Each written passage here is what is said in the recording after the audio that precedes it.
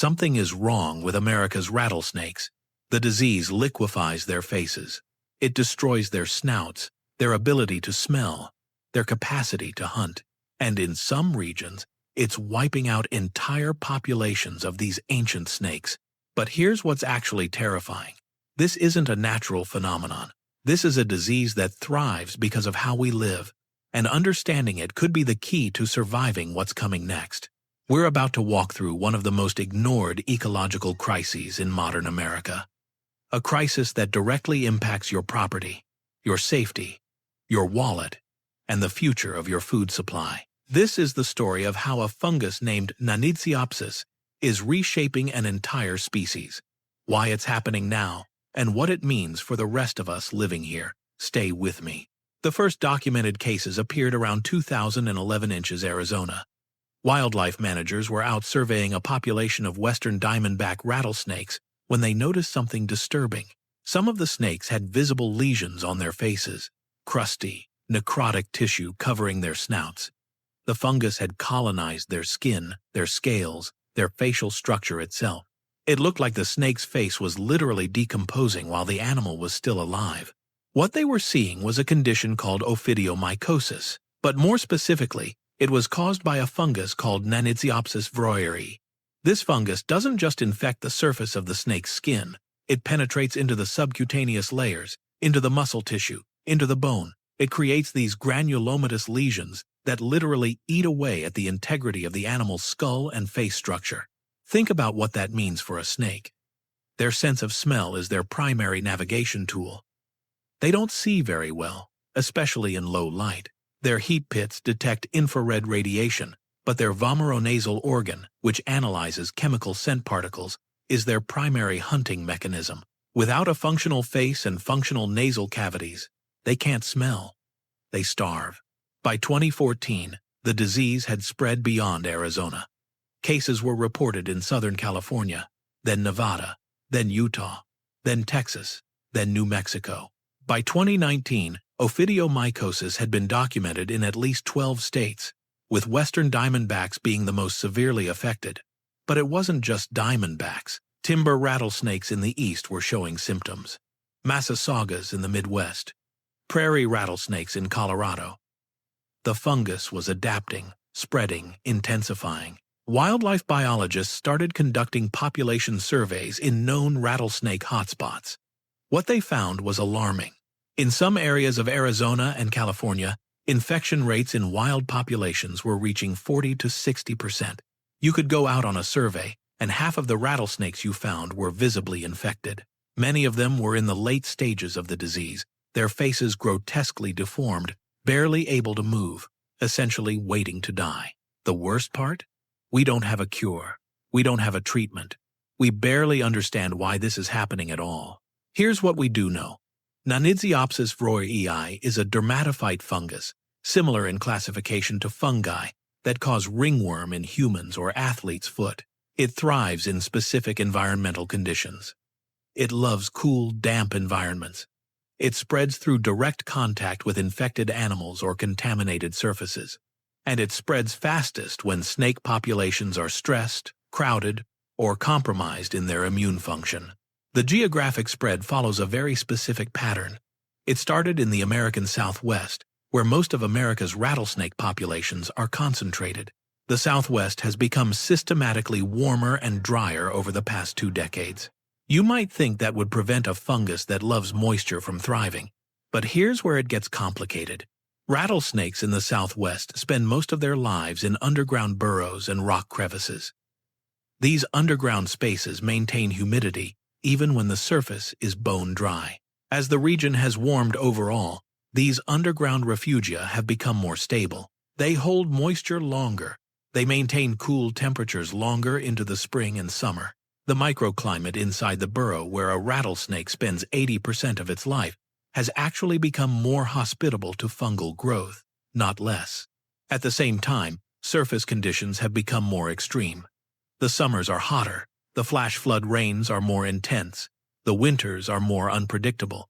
Rattlesnakes are being driven deeper into those underground spaces more frequently, spending more time in those confined, humid refugia. getting stressed by rapid temperature swings.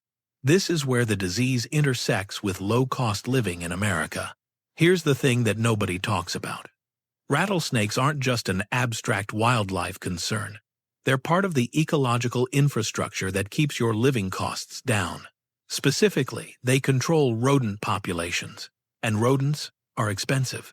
A single pair of rats or mice can produce 50 to 80 offspring in a single year if left unchecked. They eat stored food, they damage property, they contaminate water supplies, they attract predators, they carry diseases that kill livestock and damage crops. Rodent control costs American agriculture over $2 billion annually. That cost gets passed directly to you at the grocery store. Rattlesnakes are one of the most efficient natural rodent control mechanisms we have. A single rattlesnake will consume dozens of rodents every season. A population of rattlesnakes in a given region can suppress rodent populations by 30 to 40% just through natural predation. That's free pest control. That's a service worth real money. As rattlesnake populations collapse from Ophidiomyces, that service disappears. Rodent populations explode. Pest control costs spike. Agricultural output per acre declines because more crops are being eaten by vermin. Food prices rise. Your grocery bill goes up. But that's not even the worst part. Rattlesnakes are just the canary in the coal mine. They're highly susceptible to nanidiopsis because they're ectothermic. They're cold-blooded. They can't raise their body temperature to fight off the fungal infection through metabolic heat generation the way mammals can. Their immune response is much slower, much less effective, but that fungus is evolving. It's adapting to new hosts. Already, we're seeing isolated cases of nanidiopsis in other reptile species. Gopher snakes have tested positive. King snakes have been documented with the infection. There are preliminary reports of the fungus infecting desert tortoises. Once it successfully adapts to a warm-blooded host, once it figures out how to bypass mammalian immune response, we're looking at a completely different ballgame. We're looking at a fungal pathogen that could potentially infect livestock, that could affect cattle ranches across the Southwest, that could compromise food production on an agricultural scale. And here's the thing that terrifies epidemiologists. We've seen this pattern before. Fungal pathogens that jump species. Fungal infections that cascade through ecosystems. The white nose syndrome that devastated North American bat populations started the same way. A European fungus, Pseudogymnoascus destructans, was introduced into North American caves, where it found a naive bat population with no evolved immune defense. It killed over 5 million bats in 2 decades. Some species lost 90% of their populations. The economic impact was staggering. Bats are the primary predators of agricultural insects. They consume hundreds of millions of insects annually. The collapse of bat populations meant increased pesticide use and higher costs cascading through the economy. Higher food prices, reduced crop yields, and the fungus we're talking about with rattlesnakes?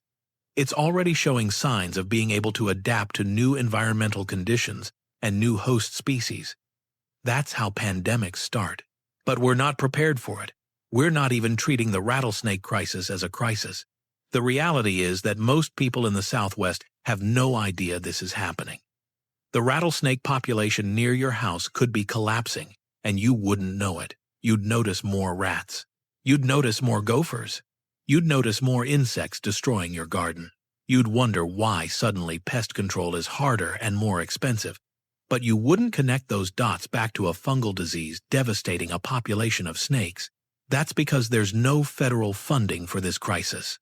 The U.S. Fish and Wildlife Service has no dedicated budget for Ophidiomyces research or mitigation. State wildlife agencies are understaffed and underfunded. Most of the research is coming from university labs working on shoestring budgets, relying on grants that are constantly being cut. There are approximately 30 to 40 active research teams in the entire United States studying this disease. For comparison, we've got thousands of researchers studying COVID-19 and massive federal funding for novel coronavirus variants. But a fungal disease systematically wiping out a keystone species? That barely registers. The problem is political. Rattlesnakes are not cute. They're not charismatic megafauna like wolves or bears. They're snakes. Most people are terrified of them. Most people want them dead. So when a disease is killing rattlesnakes, there's very little public support for intervention. There's no fundraising. There's no awareness. There's nothing. But that apathy is dangerous. Because ecological systems don't work the way most people think. The disappearance of rattlesnakes isn't just a problem for rattlesnakes.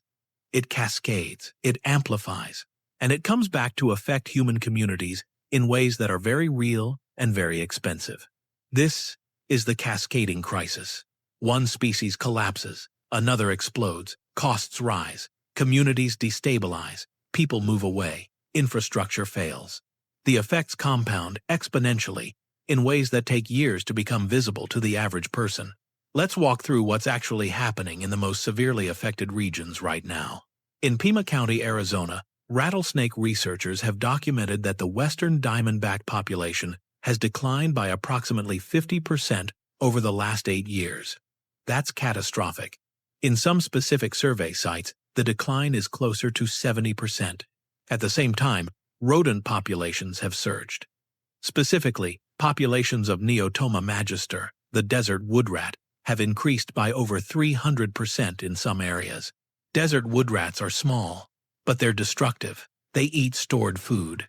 They damage irrigation equipment. Local farmers and ranchers have had to increase rodent control efforts. They're using more poison, more traps, more labor. The cost of pest control for a mid-sized ranch has increased from about $3,000 to $5,000 per year to over $12,000 per year in some areas. That's over $9,000 in additional annual expenses directly linked to the loss of rattlesnakes. Those costs get factored into operational budgets. Livestock prices increase. Agricultural products become more expensive. The cost of living for rural families in the Southwest has increased measurably since the rattlesnake population began collapsing. In Kern County, California, where some of the most severe infections have been documented, agricultural extension services have started issuing warnings about rodent-related crop damage. Farmers are being recommended to implement more aggressive rodent control measures. Meanwhile, in Nevada, biologists have documented that Nanidziopsis is now infecting prairie rattlesnakes at sites that previously had no cases at all. The fungus is spreading. The distribution is expanding. There's no reason to believe this trend will reverse. Here's what we know about how this ends if nothing changes. In 15 years, if infection rates continue at their current trajectory, western diamondback rattlesnake populations in the Southwest will be reduced to less than 10% of their historical abundance in the most severely affected areas. This isn't speculation. This isn't a worst-case scenario. This is based on epidemiological modeling done by researchers at Arizona State University and the University of Nevada. This is what the data predicts if we continue on this path. If that happens, rodent populations will explode. The ecological system that currently exists in the American Southwest will fundamentally reorganize around the absence of these predators. Agricultural productivity will decline. Pest management costs will skyrocket. Food prices will increase. Rural property values could decline. Water resources will be stressed as rodents damage irrigation infrastructure and cause leaks. And crucially, as the Southwest becomes less economically viable for agriculture and rural living, more people will migrate out. Rural communities will depopulate. Smaller towns and counties depending on agricultural revenue will suffer economic collapse. The low-cost living options that currently exist in the Southwest will simply cease to exist because the economic infrastructure that supports them will have disappeared. That's not doomsaying, that's ecological math. That's what happens when you remove a keystone predator from an ecosystem without replacing the function it served. But here's the part that almost nobody is talking about. We could stop this, or at least slow it down significantly. We have options. They're just expensive, and they require political will that we don't currently have. First, we could invest in research. Second, we could implement captive breeding programs for the most severely affected populations. There's genetic diversity in rattlesnake populations that we could preserve through captive breeding. We could select for individuals that show natural resistance to the fungus. We could establish insurance populations that could potentially be reintroduced if wild populations collapse completely. This has been done successfully with other species. California's condor population was reduced to 27 individuals. They were brought into captivity, and the program cost millions of dollars. But the species still exists today because of that investment. We could do the same for rattlesnakes. Third, we could modify habitat to make it less hospitable to the fungus.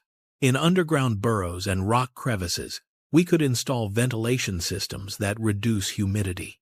We could create microclimate refugia that don't provide the optimal conditions for fungal growth. Fourth, we could establish strict quarantine protocols for captive reptile trade. The fungus is being spread by the exotic pet trade.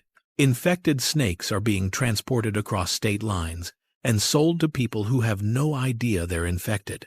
If we implemented strict health screening and quarantine protocols for all captive-bred reptiles moving across state lines, we could stop the human-mediated spread. Fifth, we could increase funding for wildlife surveying to the point where we actually know what's happening. Right now, we're working with incomplete data. Better data would allow us to implement targeted interventions in specific areas before the situation becomes irreversible. None of these interventions are high-tech or complicated. None of them are prohibitively expensive compared to other government spending. They require political will. They require accepting that non-charismatic species matter. They require understanding that ecological systems are interconnected. But we're not doing any of this. We're not even talking about it. The reason is straightforward. Rattlesnakes don't have political constituency. There's no Rattlesnake Protection League. There's no celebrity activist who's chosen Ophidiomyces as their cause. There's no TikTok influencer raising awareness about snake fungal disease. The general public doesn't care, so politicians don't care, so funding doesn't happen. So the problem gets worse. This pattern is repeated across countless ecological issues. We wait until something becomes a crisis. We wait until it affects human populations in immediate, visible ways. By then, it's usually too late to do anything cheap or easy. But in this case, we're not even at the crisis point yet for most people. The disease is spreading. The populations are collapsing. But most Americans never see a wild rattlesnake. Most people don't live in the Southwest.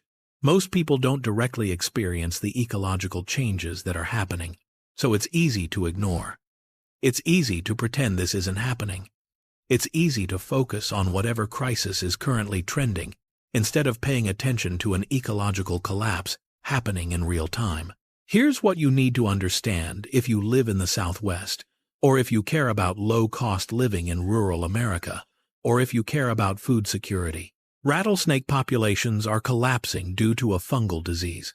That disease is spreading. The ecological consequences are already visible in increased pest populations, increased pest management costs, and increased agricultural expenses.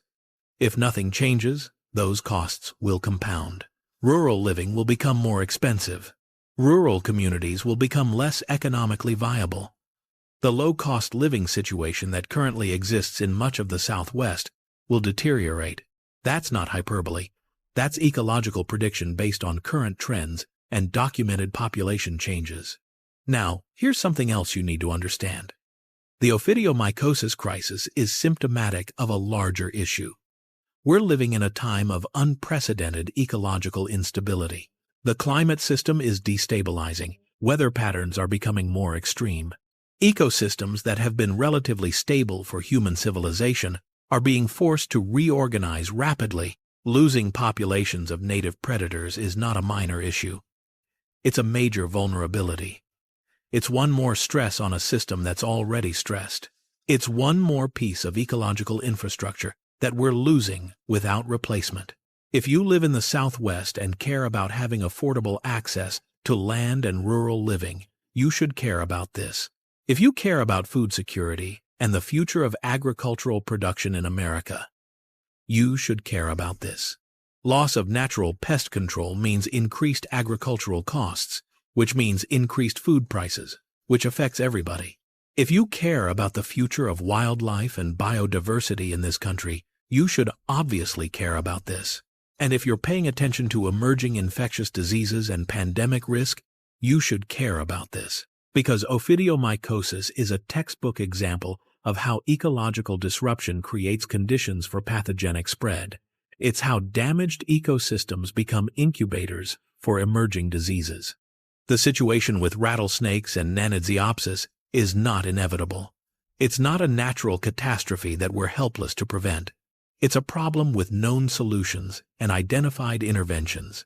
All that's missing is the political will and the funding to actually implement those solutions. But that will only happen if people pay attention.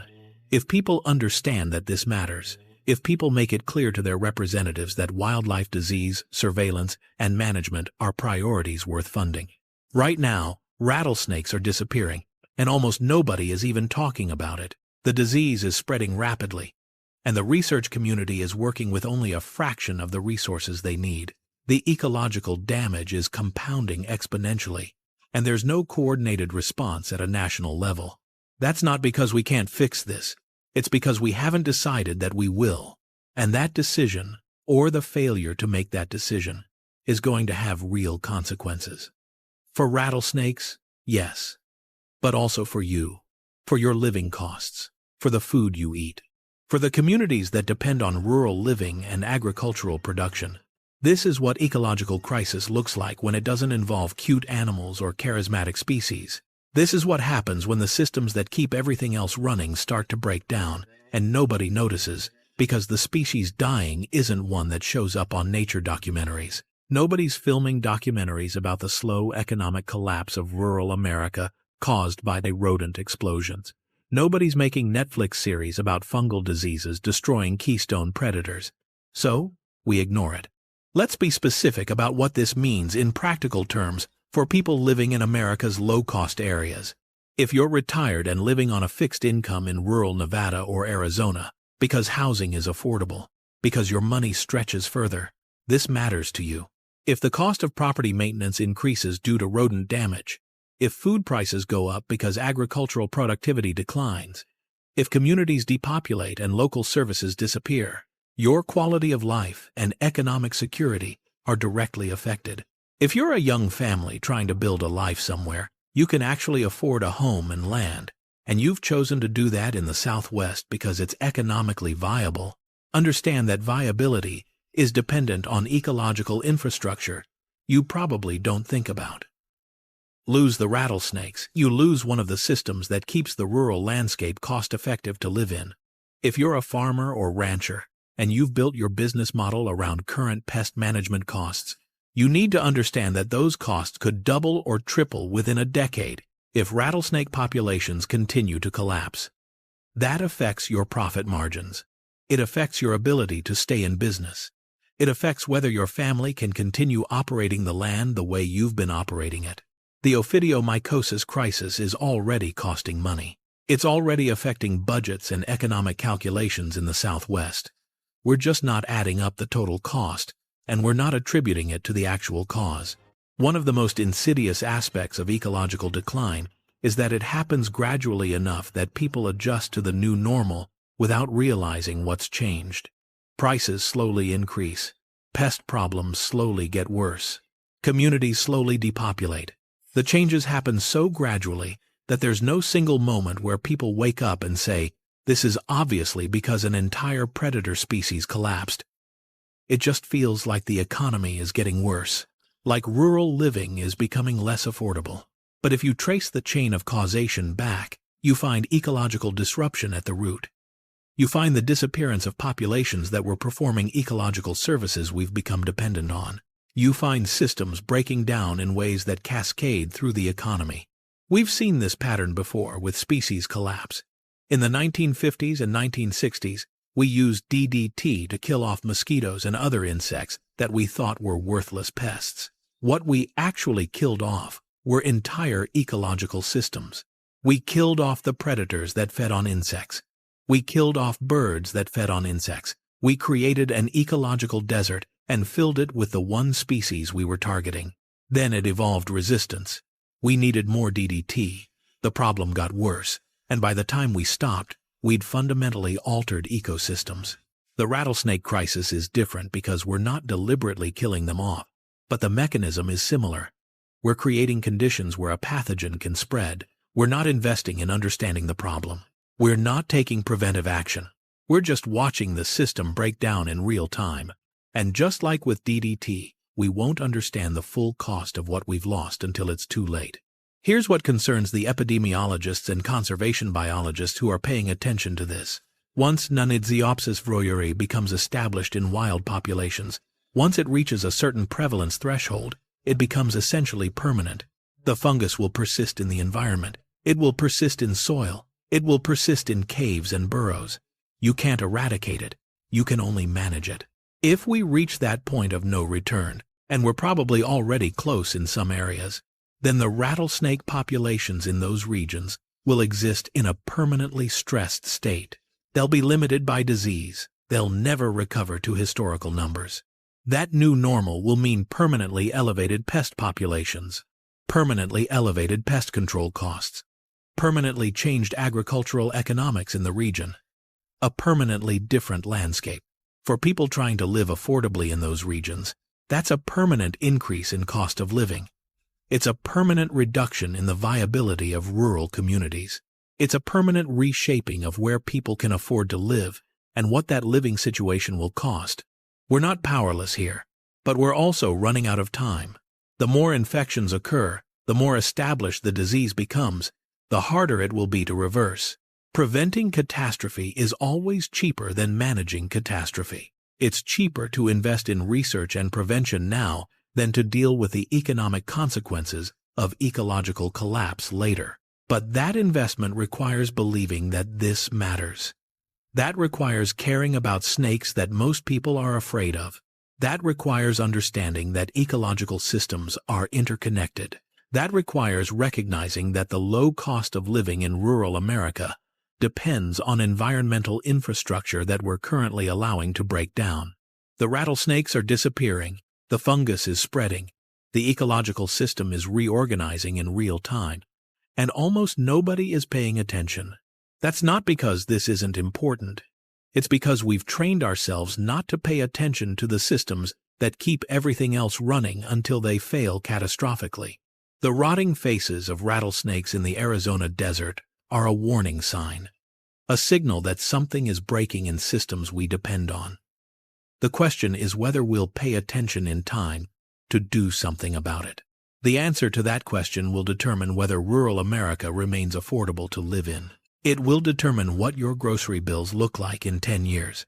It will determine whether the ecological systems that currently support your community and your way of life continue to function. Stay aware. Pay attention to the ecological systems you depend on. Understand that they're being stressed in ways you might not immediately perceive. And understand that those stresses eventually come home to affect your wallet, your security, and your future in ways that are very real and very measurable. The rotting faces of America's rattlesnakes are a warning. Whether we listen is up to us.